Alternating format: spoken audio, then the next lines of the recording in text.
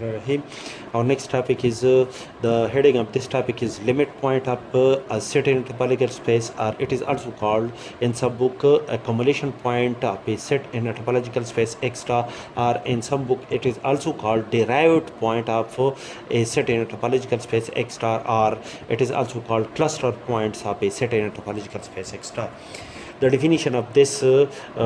topic is: let A be a subset of the ground set X in a topological space X star. A point X naught belong to the ground set X is called the limit point or accumulation point of the set A if for each open set G containing the point X naught contain at least one point of A other than X naught. That is, if for each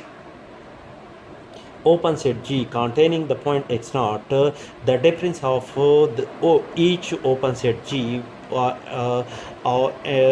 the set containing the point X naught intersection the set A. This set is non-empty set, then the point X naught